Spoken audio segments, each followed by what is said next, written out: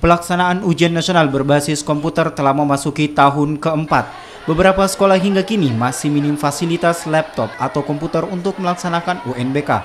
Salah satunya SMP Negeri 3 Makassar yang akhirnya meminjam 135 laptop milik siswa dan 2 unit laptop pengajar. Meminta kesediaan dari orang tua secara bersama-sama untuk membantu sekolah menyediakan laptop. Total yang dibawa ke sekolah ada berapa? Ada 132 laptop itu dari 4 ruangan yang tersedia untuk UNBK-nya.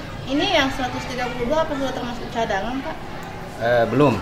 Jadi itu yang pokok yang mau dipakai.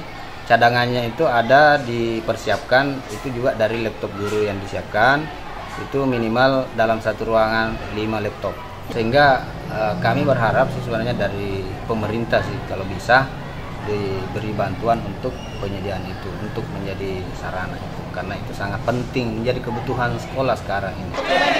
Soalnya apa kan di sini agak kurang juga komputernya, ya kurang fasilitasnya, jadi kebanyakan juga siswa yang lain disuruh bawa laptopnya sendiri.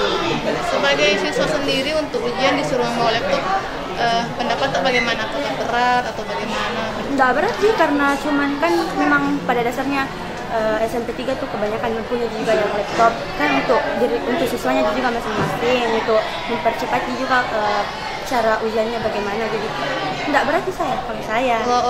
Sebanyak 395 siswa SMP Negeri 3 yang akan mengikuti ujian nasional berbasis komputer dan dibagi dalam 4 ruangan serta 3 sesi ujian. Selain laptop, pihak sekolah juga berharap PLN dapat mengantisipasi pemadaman listrik saat UNBK berlangsung. Nila Rustam, Kompas TV, Makassar, Sulawesi Selatan.